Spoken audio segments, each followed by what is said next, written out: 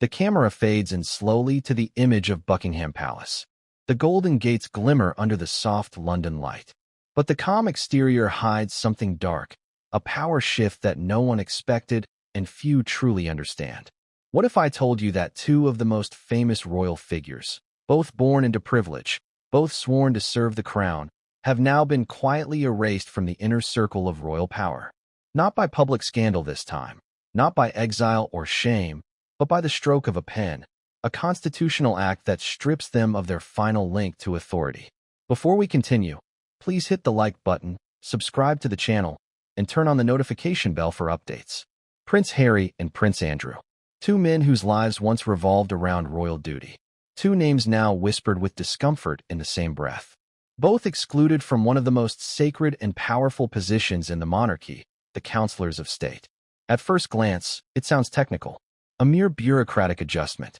But look closer, and it's nothing short of a royal earthquake.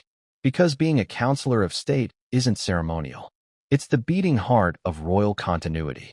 When the monarch is abroad, ill, or incapacitated, these chosen few step in, exercising royal authority on the king's behalf. They approve laws. They sign documents. They meet heads of state. In other words, they are, for a moment, the king himself.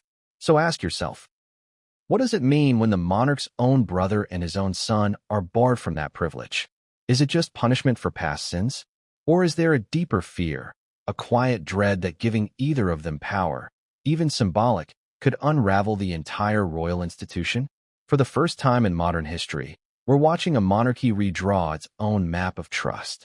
And trust, as we've seen, is a currency rarer than gold in the House of Windsor. The move didn't come with fireworks. There were no press conferences, no dramatic declarations. It happened in near silence, an amendment, a formal proposal, a quiet royal signature. But those who know the monarchy understand, when things are done quietly, it's because they're dangerous. Imagine being born into a world where your name alone grants you the authority to rule, to represent, to act in the name of your country. And then, one day, that same name becomes your greatest liability. That's the world Prince Harry and Prince Andrew woke up to. For Harry, the rebel prince, the man who walked away from his royal duties in pursuit of freedom, the exclusion feels like the final nail in the coffin of his royal identity. For Andrew, the disgraced duke whose scandal nearly crippled the monarchy's credibility, it's a reminder that redemption is not a royal privilege. It's a ghost that never returns. But here's the twist. This wasn't just about scandal. This wasn't just about public perception. Deep within the marble corridors of Buckingham Palace, advisors, lawyers, and senior courtiers had been working for months, maybe years, on reshaping the monarchy's structure of authority. Because behind the pomp and pageantry lies one brutal truth. The monarchy is always fighting to survive. And this time, survival meant sacrifice. When King Charles ascended the throne, he inherited not only a crown but a crisis. A divided family, a skeptical public, a media hungry for weakness. Every decision he made would define not just his reign, but the monarchy's relevance in a world that's grown weary of inherited power.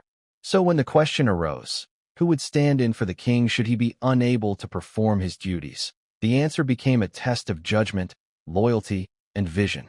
Traditionally, councilors of state are chosen from among the monarch's spouse and the next 4 adults in the line of succession over the age of 21. That meant Queen Camilla, Prince William, Prince Harry, Prince Andrew, and Princess Beatrice. A strange mix, isn't it? The future king, a self-exiled prince, a scandal-scarred duke, and a young princess not yet hardened by royal politics. It didn't take long for whispers to spread. Would Charles really allow Harry and Andrew to act in his stead? Behind closed doors, the palace faced an impossible dilemma.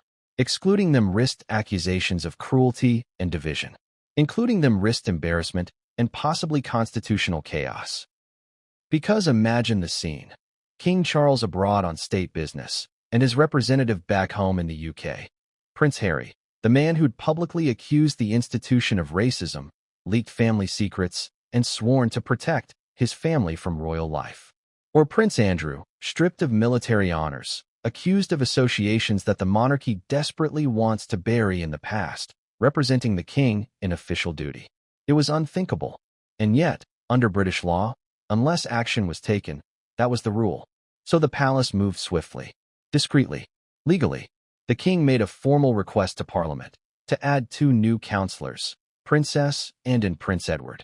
The amendment passed quietly, and in doing so, effectively erased Prince Harry and Prince Andrew from the royal chain of command. No public argument, no announcement of punishment, just a constitutional adjustment that said everything without saying a word. And make no mistake, the symbolism cut deep.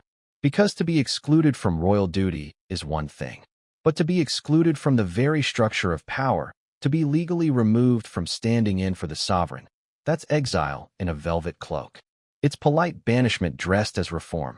And that's where the story truly begins. The decision wasn't made in a vacuum. It came after months of escalating royal tension. Meghan and Harry's media war with the palace had reached boiling point. The Oprah interview, the memoir Spare, the Netflix series. Each chapter peeled away layers of royal image-making, exposing secrets that Buckingham Palace had long fought to keep buried. Meanwhile, Prince Andrew's scandal continued to cast a shadow. Despite his withdrawal from public life, his proximity to controversy remained an open wound. And for King Charles, who had spent decades waiting for the throne, this was not just about leadership, it was about legacy. Every monarch faces a defining act, one that defines their reign's tone. For Charles, that act was exclusion. But the question is, was this decision born from principle or pressure? There are rumors that senior aides pushed hard for the move, worried that public trust in the monarchy was hanging by a thread. The British institution could not afford to appear weak, forgiving, or out of touch. Not after the scandals, not after the Netflix storm, not after the Queen's death had reopened debates about the relevance of monarchy itself. And yet, behind the calculated silence, emotion still lingered. Charles is, after all, both a monarch and a father. For every signature on a state document, there's a heartbeat behind it. Did he hesitate before signing away his son's final royal responsibility? Did he pause, even briefly, before deciding that his brother, the man who once walked beside him in royal processions, could never again represent the family's name? We may never know, but sources inside the palace whisper that the decision weighed heavily on him. Not because it was politically risky, but because it was personally devastating. For a king who believes in modernization, this was modernization by bloodletting. Still, the crown always comes first. And Charles, a man who watched his mother rule with restraint and discipline for 70 years, understood what must be done. Sentiment cannot save a monarchy. So the new structure was formalized. The documents were filed. The amendments were sealed. And with that, 2 princes were quietly written out of the royal command. What's fascinating, though, is how the palace framed the entire situation. Officials avoided words like removed or excluded. Instead, they emphasized expansion. The move wasn't about taking power away. It was about adding support. But we all know the truth. When someone says they're adding, it's often because they've already subtracted. The public, meanwhile, reacted with confusion. Some celebrated the change, calling it long overdue. Others saw it as a betrayal of family loyalty. But in the palace, this wasn't about public opinion anymore. It was about control. Because in every monarchy, perception is power. By removing Harry and Andrew, Charles didn't just protect the institution. He sent a message. No one, not even those born royal, is above accountability. Still, there's another layer, one that's even more intriguing. Some insiders claim the change wasn't simply about the present, but about the future. With William and his young family now the face of modern royalty, Charles may have been quietly re-engineering the monarchy to transition smoothly to the next generation, a version of the crown cleansed of controversy. But if that's true, it also means he's quietly dismantling the legacy of his own lineage, and that's where the emotional irony hits hardest. Because Harry isn't just any royal. He's Diana's son, the boy who walked behind his mother's coffin, who became a symbol of emotional honesty in a family known for stoicism. Excluding him from royal authority isn't just a constitutional act. It's a spiritual fracture in the narrative of the modern royal story. And Andrew, for all his disgrace, remains the Queen's son. His erasure, too, carries echoes of the late monarch's quiet heartbreak. So perhaps this wasn't merely about rules and reforms. Perhaps it was an act of containment, an attempt to stop history's ghosts from haunting the next reign. Because if the monarchy stands for continuity, it must also master forgetting. But even as the ink dried on the constitutional documents, whispers began to grow. Some questioned whether this decision might backfire. What if the exclusion, rather than stabilizing the monarchy, reignited resentment? What if Harry saw this as the final betrayal, the one that would push him further away from reconciliation? And what if Andrew, stripped of every honor, saw this as humiliation beyond repair? Could exclusion breed rebellion? Could silence invite revenge? One thing is certain. In the royal world, exclusion rarely ends the story. It only changes the battlefield. Because even when you take away a prince's title, his name still carries power. And both Harry and Andrew, though isolated, remain wild cards. Unpredictable, emotional, and deeply aware of the secrets that lie beneath Buckingham Palace's marble floors. What happens when two outcasts realize they've been written off completely? Do they fade into the background, or do they fight back? The monarchy may have tried to close the book, but as we'll soon discover, the next chapter is only just beginning. Because hidden behind the king's calm decision was a deeper conspiracy, one that reveals how fragile royal power truly is. And once that secret comes to light, the question won't just be about who was excluded, but why. And that's where we begin our story. Because what came next would change everything, and no one saw it coming. What came next would change everything, and no one saw it coming. Because to understand the shockwaves that rippled through the palace, you have to first understand the sheer gravity of what it means to be a Councilor of State. This isn't some honorary title, a glittering name on parchment meant to flatter distant relatives. No, this is where the real, living power of the monarchy hides when the king cannot rule. Think of it this way.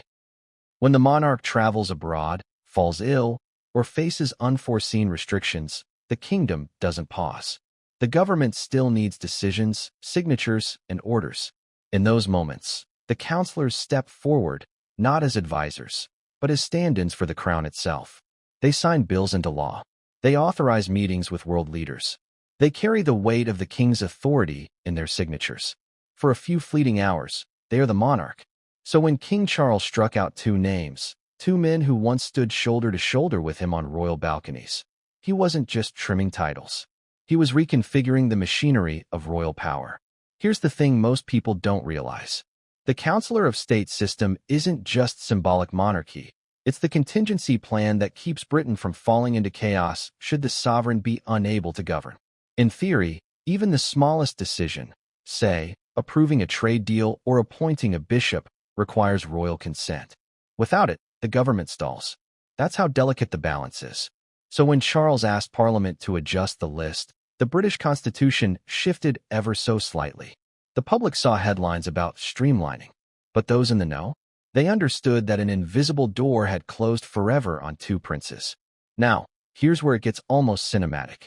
For centuries, the monarch's closest blood relatives were considered automatic symbols of trust. The idea was simple. Family would protect the throne because family is the throne. But what happens when family becomes the greatest threat to that very institution? That's the paradox the king found himself trapped in. Imagine the late-night discussions at Clarence House, aides hovering over documents, whispering about optics, legal loopholes, and headlines. Aides asking questions no one ever dared voice aloud during the Queen's reign. Can we trust the Duke of Sussex? Can the Duke of York legally act in the name of the crown without triggering a constitutional crisis? It wasn't just a matter of law. It was a matter of faith. Because how do you represent an institution you've already condemned in public? How do you act as head of state when you've walked away from that very state? For Harry, it was exile by self-choice. For Andrew, exile by disgrace. But in the cold calculus of royal politics, both were equal liabilities. And that's where the hidden power of the councilor system comes in. It exposes who the monarchy truly trusts when the cameras aren't rolling. Let's pull the curtain back for a moment.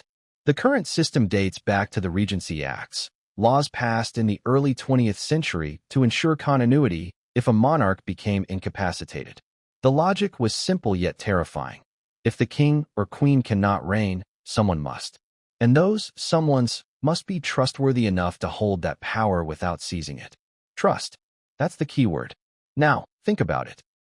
Harry, Once the soldier prince adored by millions, now viewed as a rebel broadcasting royal secrets to the world. Andrew, once hailed as a hero of the Falklands, now reduced to a cautionary tale whispered about behind palace curtains. Would you trust them with your kingdom? That's the question that haunted Charles. Not just as a king, but as a man who'd watched both of them unravel in the public eye. And yet, it wasn't always this way. There was a time when both names stood for strength and service. Harry, fresh from military tours in Afghanistan, was seen as the future of modern royalty, approachable, passionate, human. Andrew, despite his arrogance, was a working royal who represented Britain abroad, shaking hands in boardrooms and battlefields alike. So what went wrong? Some say the monarchy's rigidity pushed them away. Others insist it was their own choices, ego, rebellion, poor judgment. But either way, the result was the same. Two princes, both exiled, both erased. But here's where the contradiction burns deepest. Even after all the scandals, both Harry and Andrew legally remained councilors of state by birthright. The Queen never revoked it, even in her final years. Why? Because Elizabeth II understood something her successors are still learning, that removing family from royal law isn't just a political act, it's an emotional one. It's an admission that the bloodline, the sacred thread that binds the Windsors, can no longer be trusted. She never wanted to face that truth. But Charles? He didn't hesitate. He saw the system as it was, outdated, dangerous, vulnerable to scandal. And when he looked at that list of names, he saw not strength, but potential catastrophe.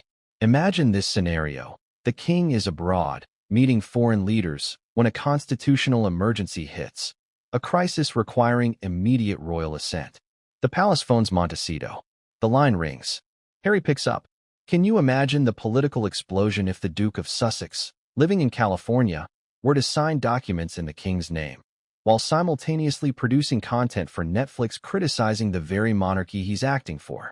Or picture Andrew in Windsor, summoned back into duty under the guise of legality, shaking hands in the king's stead, cameras flashing, headlines screaming. Unthinkable. So the king acted. But not publicly, not dramatically. He knew that spectacle breeds division. So he opted for silence.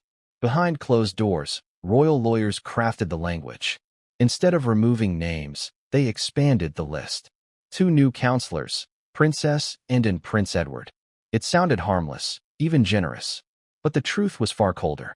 The addition meant Harry and Andrew's votes, their authority, their signatures, would never again be necessary. They were still on paper, but in practice, irrelevant. That's the brilliance and cruelty of the move. He didn't have to strip them. He simply made them obsolete. But here's what no one outside the palace realized. This wasn't a sudden decision. It was the culmination of months of planning, maybe years. The seeds were sown during the Queen's declining health. Courtiers had already begun mapping out contingencies. One memo from early 2022, leaked quietly to insiders, reportedly listed revisions to regency powers. That's bureaucratic code for changing who rules if the king cannot. And in that memo, the names Harry and Andrew appeared with red question marks beside them. Question marks. That's how fragile royal power had become, reduced to ink and hesitation. The real story here isn't about who lost their seat. It's about how far the monarchy will go to survive. For centuries, the British royal family has balanced 2 conflicting truths. It must appear eternal, yet adapt constantly to stay alive. Tradition is their armor. Change is their weapon. And King Charles, long seen as hesitant and soft-spoken, proved that beneath his calm exterior lies a strategist, one willing to cut off branches to save the tree. But not everyone inside the palace agreed. Some senior aides argued that excluding both princes risked looking vindictive. We cannot appear to punish blood, one insider reportedly warned. Others worried that removing Andrew was expected, but removing Harry, the beloved son of Diana, would alienate younger generations who still romanticized his image. Yet Charles was resolute.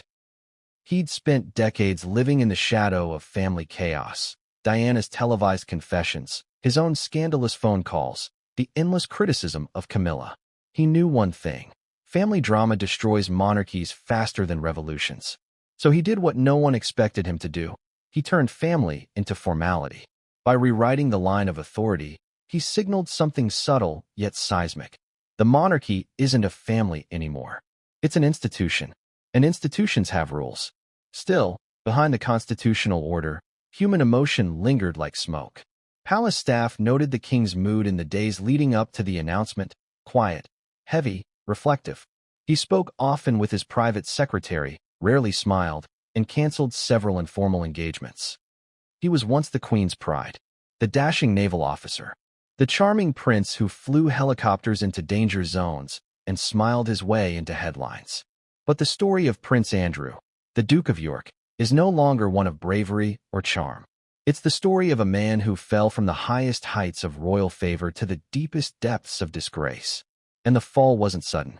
It was slow, painful, public.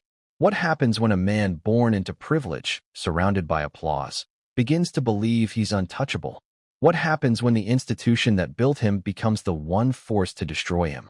Tonight, we dive deep into the tragedy of Prince Andrew, a man who once stood as a pillar of royal duty, now exiled in silence, and how his fall played a vital role in reshaping the monarchy itself. Because before Charles could rebuild the monarchy's image, he had to reckon with the stain his brother left behind. Let's rewind. In the 1980s, Prince Andrew was everything the royal family wanted the world to see: confident, daring, loyal, and photogenic. He was the action man prince, a handsome war hero who flew helicopters in the Falklands War and returned home a national symbol of courage. Newspapers adored him. Royal watchers called him the most relatable royal. For a time, he was even considered the Queen's favorite child: bold, brave, and uncomplicated. While Charles wrestled with public opinion and duty, Andrew was free-spirited, cheerful, and unapologetically himself. He seemed destined to be the charming ambassador of the crown, the perfect counterbalance to his more serious brother. But behind the polished grin and navy uniform, there was arrogance and a growing sense of entitlement.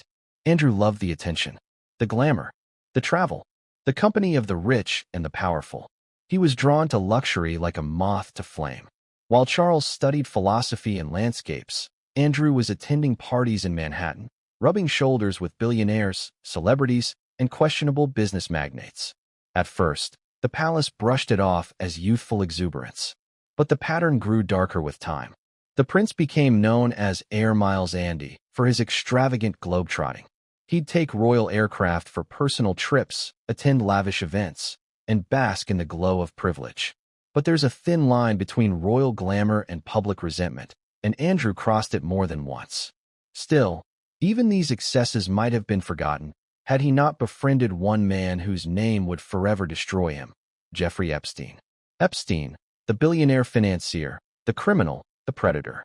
When their friendship came to light, it didn't just scandalize the palace. It detonated it. Imagine the shock behind those gilded walls. The Queen's son, photographed walking with Epstein in Central Park, months after Epstein's conviction. The public saw not naivety, but complicity. How could a royal, a representative of the crown, associate with a man convicted of such horrific crimes? At first, Andrew denied everything. Then, he doubled down. He agreed to a BBC interview that was supposed to clear his name. But what followed became one of the most catastrophic public appearances in royal history. He sat across from journalist Emily Maitlis, expression stiff, voice confident, completely unaware he was walking into his own destruction. When asked about Epstein's victims, Andrew responded with chilling detachment.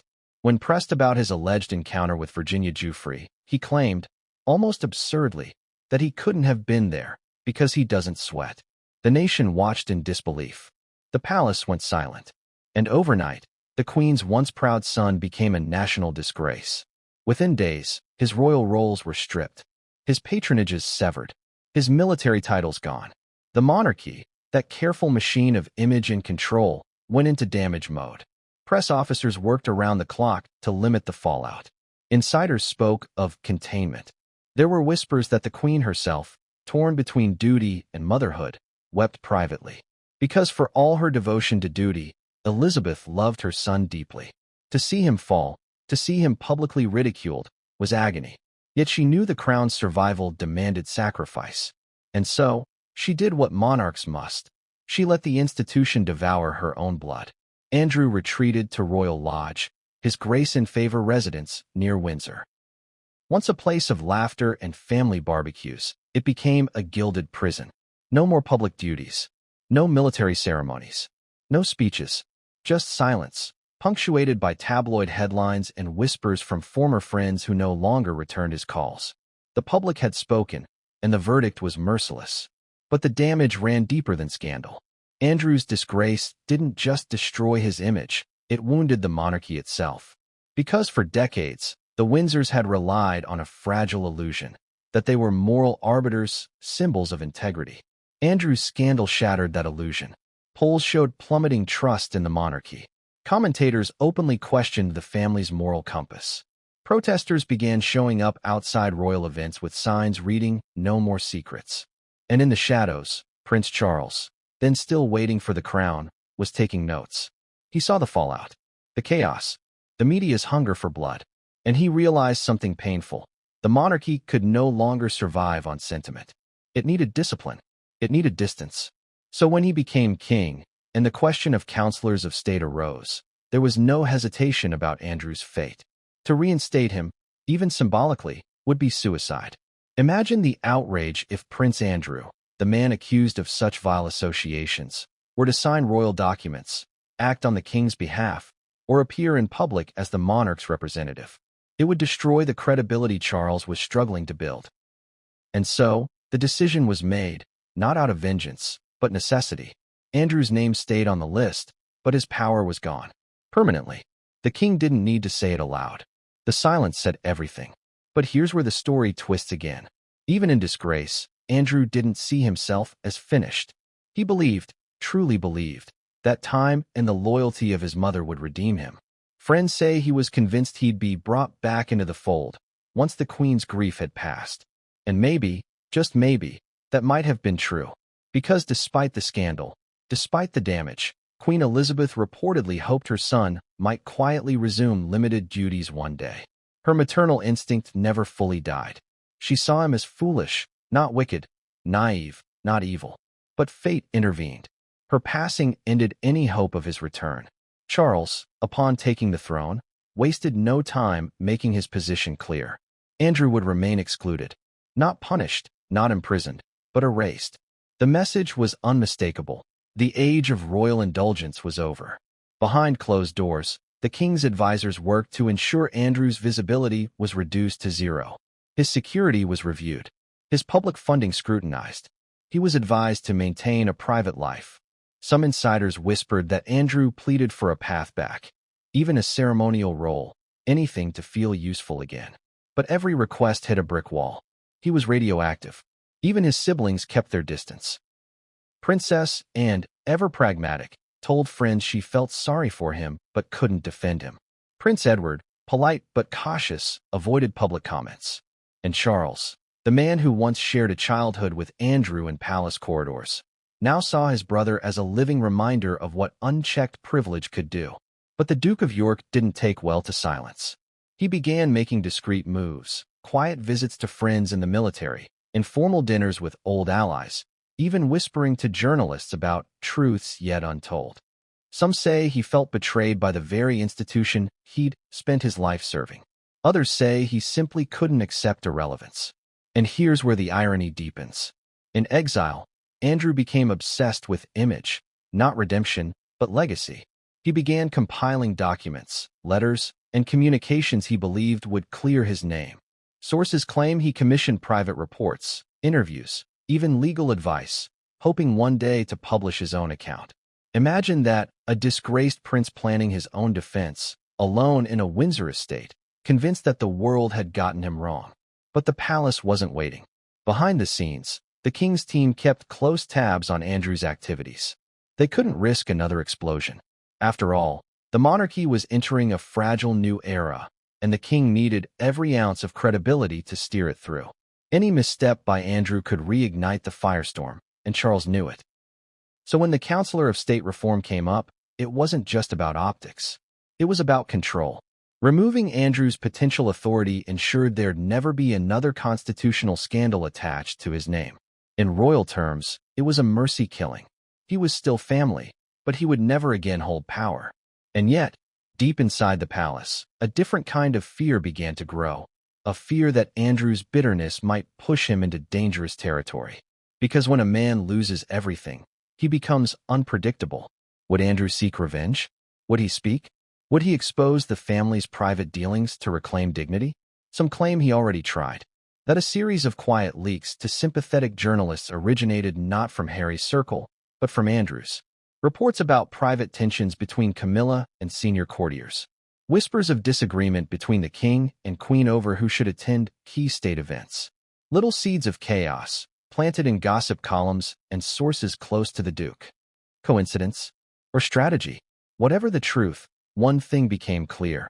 Andrew's silence was not loyalty. It was waiting, and that made him dangerous. Even now, the palace treads carefully around him. He is no longer part of the machine, but he knows how it works. And as we'll soon uncover, his quiet resentment intersected with another royal outcast, one who was already waging his own war from across the Atlantic. Two exiled princes, two different disgraces, one common enemy.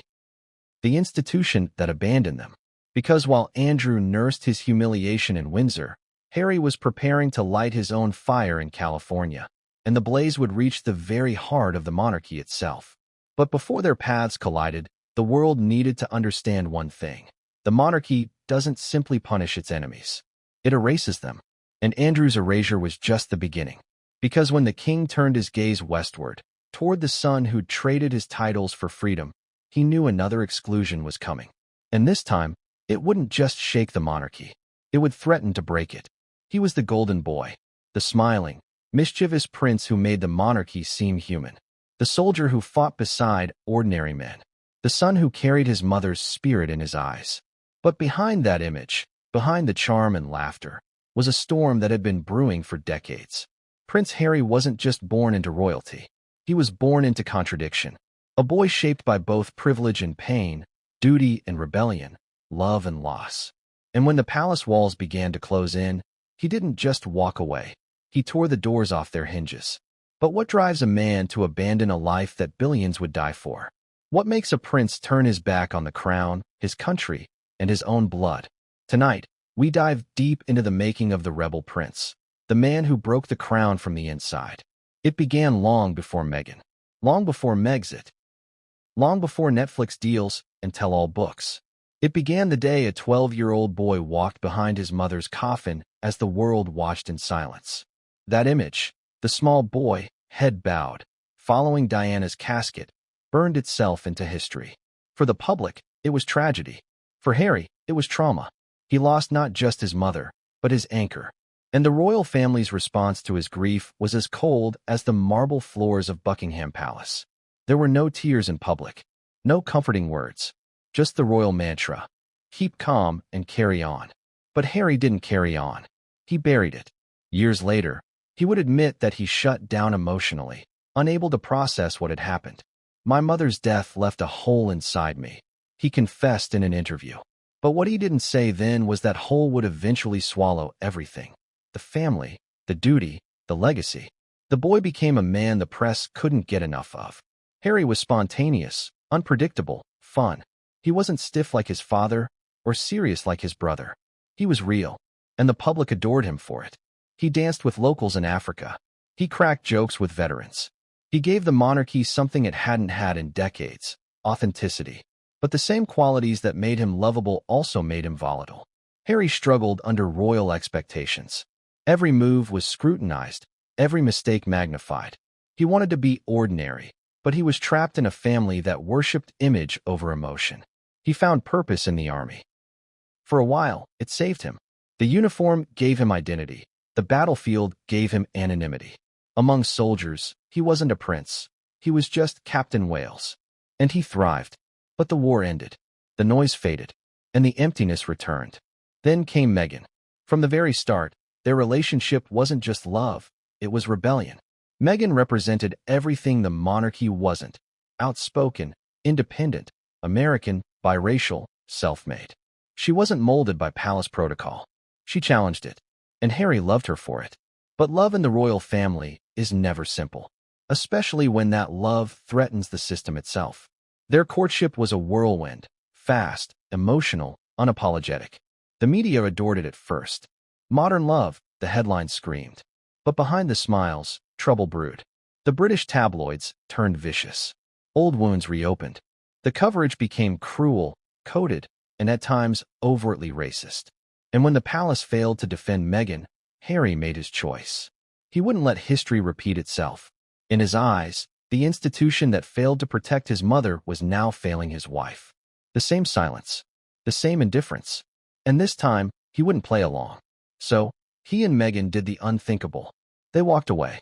Stepping back was the phrase they used, a soft term for a hard truth. In reality, they were leaving the crown behind. And not quietly. The announcement blindsided the palace. Courtiers scrambled. Statements were drafted, redrafted, and shredded. Behind the scenes, Charles was furious, William felt betrayed, and the Queen was said to be heartbroken. But Harry didn't waver. He believed he was protecting his family. The irony? In trying to save his new family, he broke the old one. Because what followed wasn't a graceful exit, it was a public war. The Oprah interview, the Netflix documentary, the memoir Spare. Each one peeled back the layers of royal secrecy. Each one hit harder than the last. And through it all, Harry's message was clear. He wasn't sorry. He wasn't silent. And he wasn't coming back. He accused the institution of lies, manipulation, and cruelty. He described Camilla as dangerous, claiming she traded stories to the press to polish her image. He revealed private conversations, family arguments, even text messages. For the royal family, an institution built on silence, this was treason wrapped in confession. But here's the strange truth. For all the anger, for all the damage, Harry still seemed to crave the one thing he claimed to reject: recognition from the very family he condemned. He said he wanted independence, yet he still used his royal title. He said he wanted peace, yet he kept speaking. He said he didn't need the crown, yet every word revolved around it. Contradiction after contradiction. And that's what made his exclusion from the Councilor of State list so symbolic. Because this wasn't just a legal change. It was emotional closure. For years, Harry believed he could live in two worlds. Half royal, half free. The palace disagreed. You can't be both. You either serve the crown or you don't. So when King Charles asked Parliament to appoint new councillors, the message was loud and clear. The Duke of Sussex was no longer part of the royal machinery. And for Harry, that hit harder than any headline. It wasn't about power. It was about belonging. That tiny constitutional clause slammed shut the door he thought would always be open. It told him, without saying a word, "You're not one of us anymore."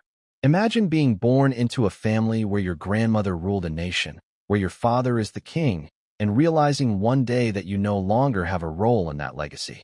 That's not exile, it's identity death. But Harry's response wasn't regret. It was defiance. He doubled down. More interviews. More revelations. He spoke about toxic dynamics, unconscious bias, and institutional cruelty. He framed himself as the survivor of an archaic system. The palace, meanwhile, stayed silent. Not a word. No rebuttal. No denial. Just that famous Windsor stillness. But silence, in this case, wasn't weakness. It was strategy. Because Charles knew that engaging publicly with Harry would only feed the fire. The monarchy doesn't fight in tabloids. It fights in shadows. And while Harry talked, the king quietly rewrote history. The constitutional amendment removing Harry from royal authority wasn't revenge, it was insurance. Insurance against unpredictability, against exposure, against betrayal. Because once a man breaks the royal code of silence, he's never trusted again. Still, behind the anger and the rebellion, there was pain. The pain of a son who still longed for his father's approval, who still hoped that one day, he'd be seen not as a problem, but as a person. Friends close to the Duke say he oscillates between rage and heartbreak. One moment, he calls the monarchy a trap. The next, he speaks wistfully of his grandmother, of the life that might have been. And that's the tragedy of Prince Harry. He wanted to change the system, but in trying to change it, he destroyed his bridge back to it. The question now isn't whether Harry can return. It's whether he even wants to. Because the monarchy has moved on. William and Catherine have stepped fully into the role of the future. Camilla stands solid beside the king. The royal narrative no longer needs Harry, it survives without him. But does he survive without it? In Montecito, amid the California sunshine, Harry's life looks perfect. Mansions, deals, red carpets. But those who've met him say there's restlessness in his eyes, as though the freedom he fought for doesn't feel quite like peace. Because you can leave the palace, but you can't leave what it made you. Every time he gives an interview, the tone shifts slightly, from defiance to confusion, from anger to nostalgia. It's as though he's still fighting a war whose battlefield no longer exists. And here lies the deepest irony of all. In rejecting the monarchy, Harry gave it more power than ever, because now, every headline, every project, every appearance is still about the royal family. He escaped its control, but not its shadow. And the monarchy, in turn, has learned to weaponize that shadow. By cutting him out of official power, they turned him from participant to spectacle. He's no longer a threat to the throne. He's a story that sells it. But beneath all the politics, there's something human here. A son who lost his mother, a father who lost his son, and a crown that lost both. It started with a single memo. A piece of paper so ordinary that most palace aides wouldn't have given it a second glance, yet it carried the weight of history. The heading read, Review of Regency Provisions. Beneath those sterile words lay a quiet revolution. Because behind every royal decree, every constitutional maneuver, lies a small army of lawyers, the invisible hands that shape how power is transferred, restrained, or reclaimed. And in the weeks following the Queen's death, those hands were busy. Very busy. It wasn't the king's speeches or public appearances that revealed the true direction of his reign. It was what happened in those shadowed rooms, the private meetings with legal advisors, constitutional experts, and parliamentary liaisons, that set in motion one of the most significant restructurings of royal authority in modern British history. And at the heart of it all stood King Charles, not as the grieving son of a late queen, but as a ruler determined to protect his throne, even if it meant rewriting the monarchy's rules from the inside out. But the story of how the Councilors of State roles were redefined isn't one of spontaneous reform. It's one of strategy, fear, and quiet manipulation. Because while the world was still mourning Queen Elizabeth II, Charles and his closest advisors were already reshaping the monarchy's legal skeleton. And it all began with a question whispered during a late-night meeting at Clarence House. What happens, one advisor asked, if His Majesty becomes temporarily unable to act, and the only available counselors are Prince Harry and Prince Andrew? Silence filled the room.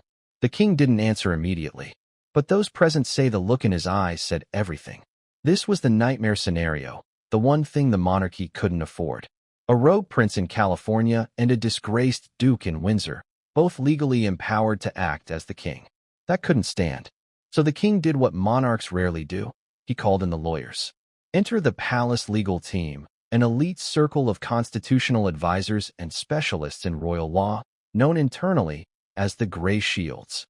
Their job, protect the monarchy's image and authority without ever appearing to do so. Their first task was brutal in its simplicity: remove risk. They pored over the Regency Acts, statutes written decades earlier, designed for a different time, a different world. They discovered the loophole. The list of counselors was automatic, based on birthright, not conduct. It didn't matter if you'd abandoned your royal duties, disgraced your family, or lived halfway across the planet. If you were in the line of succession and over 21, you were in. That's why, even after all the scandals, both Harry and Andrew technically remained eligible. And that terrified them. One senior source later described those meetings as a slow, careful dance around a constitutional landmine. The king couldn't simply remove them. That would look vindictive, and the monarchy's greatest enemy has always been perception. He needed a legal way to make them irrelevant, to nullify their power without saying the words, "You're out." That's when one of his senior legal advisors proposed a deceptively elegant solution.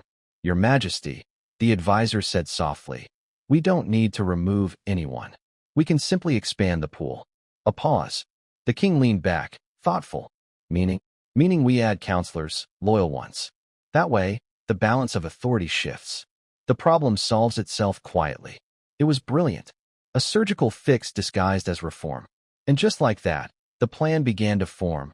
A constitutional reboot that would reshape royal power under the guise of modernization. Within days, private correspondence began circulating between Buckingham Palace and the government. The palace legal team coordinated with the Lord Chamberlain's office and the Cabinet Office, drafting proposals so subtle that most MPs would read them without realizing what they really meant. To the public, it was about supporting His Majesty in his duties. Behind the scenes, it was about removing two names, without ever writing them off. But nothing in the royal legal world moves without precedent.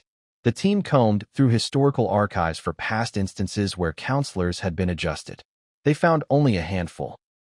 The last significant change had occurred during the Queen's reign, when Prince Philip had been appointed alongside the Queen Mother. But even then, it had been framed as an act of convenience, not strategy. This time, it was different. This time, the monarchy wasn't adding, it was defending. As the plan developed, the king's inner circle began to fracture. Not everyone agreed with the approach. Some of his oldest advisors warned that altering the structure so soon after the Queen's death would appear cold, even cruel. The nation is still grieving, one aide cautioned. Let's not open old wounds. But Charles had made up his mind. He'd waited 70 years for the crown. He wouldn't let sentiment endanger it. So the king summoned his most trusted lieutenants, his private secretary, Sir Clive Alderton, his communications chief, and two senior legal minds from the Privy Council office. Together, they drafted a formal request to Parliament, couched in the most diplomatic of tones, a letter proposing that His Majesty be permitted to add 2 councillors of state to ensure the continuity of government business. 2 names stood out immediately, Princess and Prince Edward. Both loyal, both scandal-free, both symbols of stability. Perfect additions. The proposal was submitted to Parliament in November 2022. It passed swiftly, almost effortlessly. Few MPs dared question a newly crowned king's first constitutional act.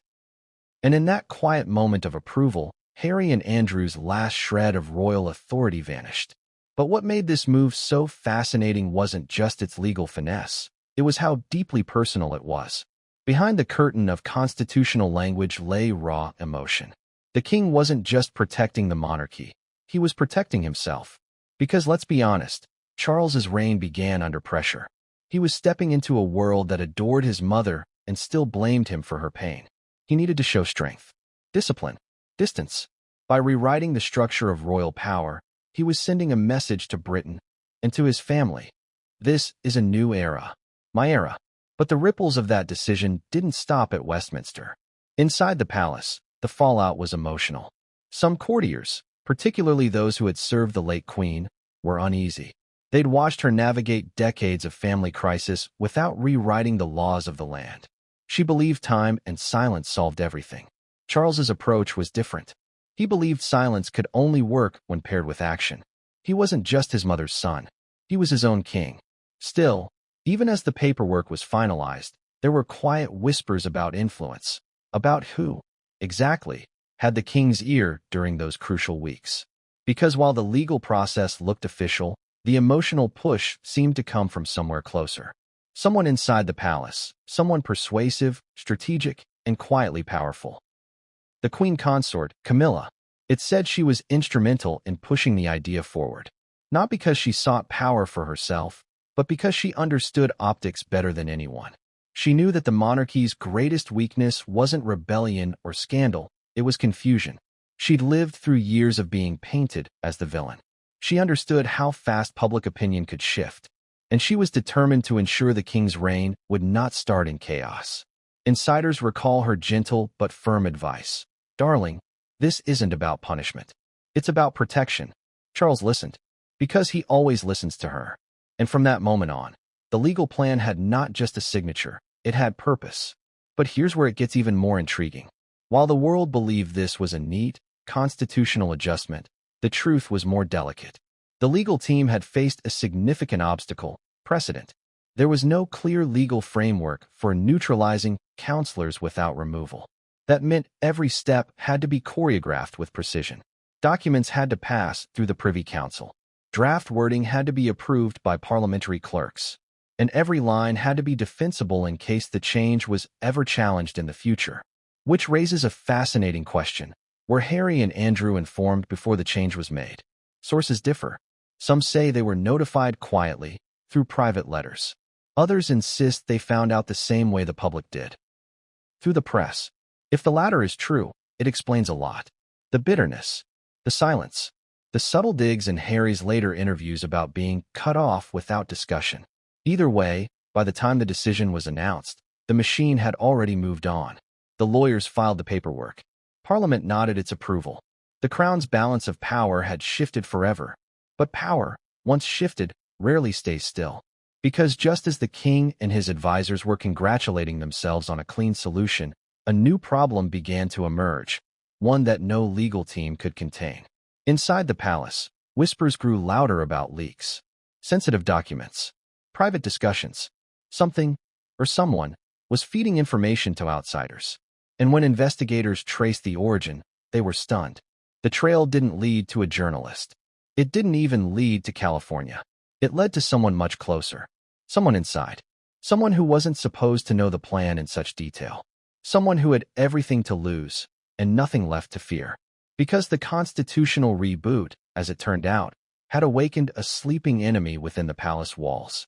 And their next move would turn a quiet legal reform into the biggest royal scandal since the abdication.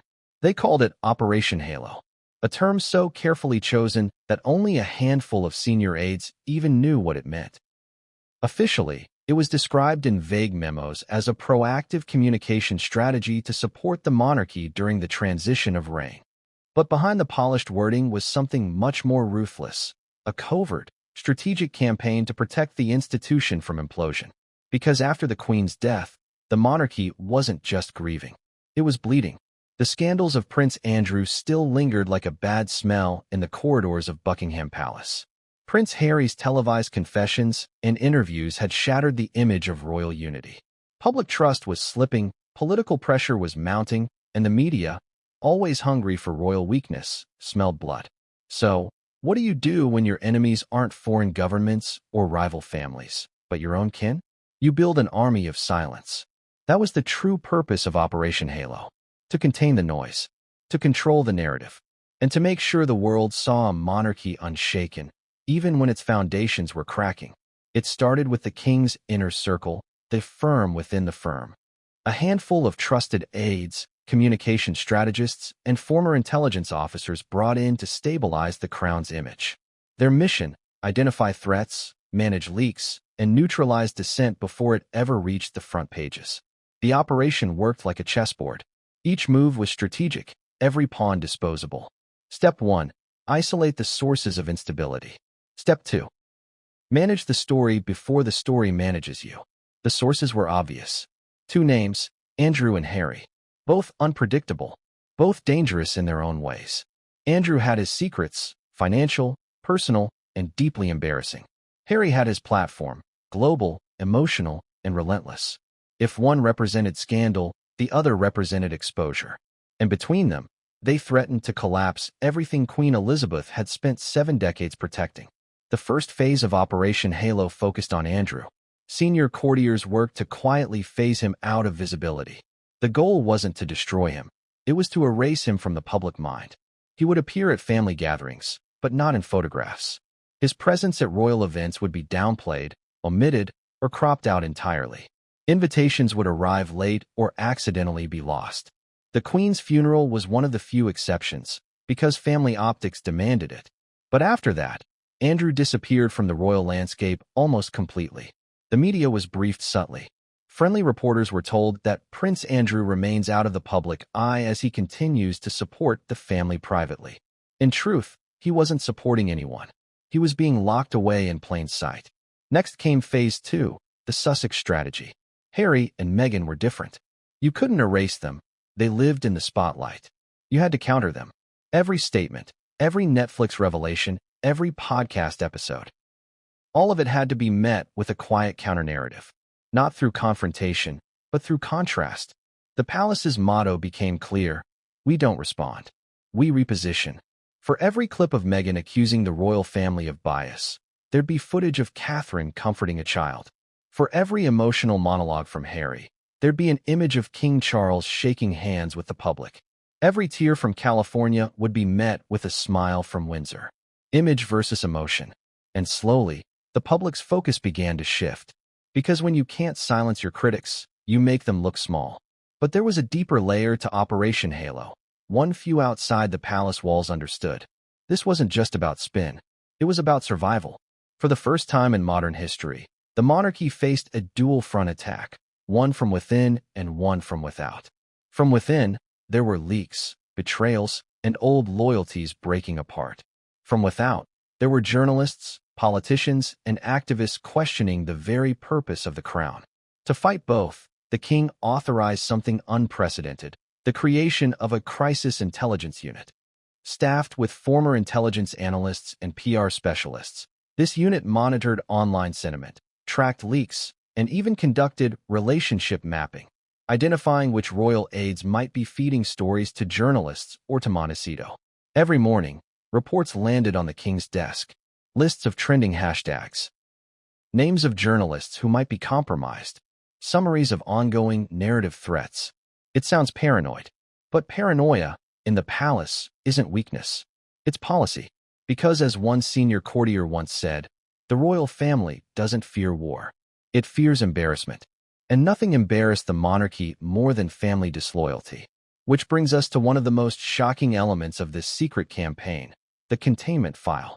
Buried deep within palace archives, the file reportedly categorized every current and former royal by loyalty index. It included notes, behavioral patterns, and projected risk levels. Those who ranked high risk were monitored closely. Guess who topped the list? Prince Andrew, Prince Harry, Meghan Markle. Beside each name were two labels, reputation hazard and institutional exposure. It was a royal blacklist in all but name. But here's where the story twists. Operation Halo wasn't entirely the king's idea. It began under his mother. Yes, the late Queen Elizabeth II, often seen as detached from scandal, had quietly approved the creation of a crisis management framework in her final years. But her version was softer, more discreet. It relied on diplomacy and trust.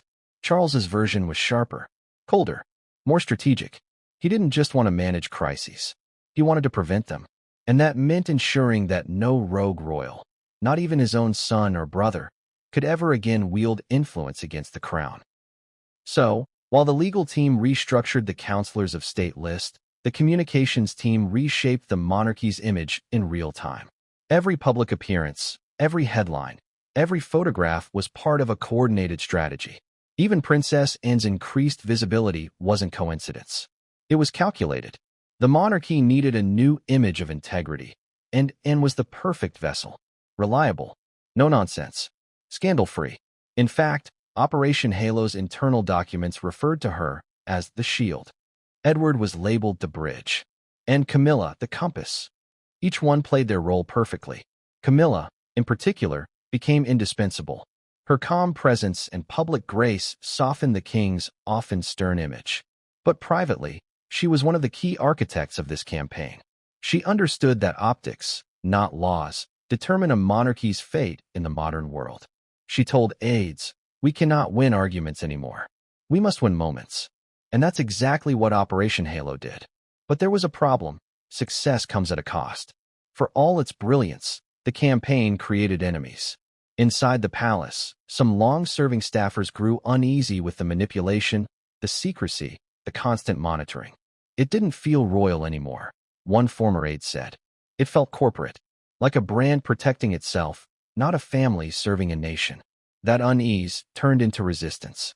Leaks began again, not from rebels like Harry, but from within the operation itself. Someone was documenting everything. Emails, strategy outlines, even coded memos about the containment file. And when one of those memos landed in the hands of a journalist from a prominent British paper, the palace went into panic mode. The journalist never published it, perhaps persuaded, perhaps pressured, but the damage was done internally. The king realized his fortress wasn't as secure as he thought. Because if someone inside Operation Halo was leaking, it meant trust. The very thing the campaign was designed to preserve was gone. And that leak, small as it was, would unravel everything. Because soon, names would start to emerge. Alliances would shift. And the carefully managed image of unity would begin to fracture. The monarchy wasn't at war with the public anymore. It was at war with itself. But in every war, there are generals, strategists, people pulling strings in the shadows.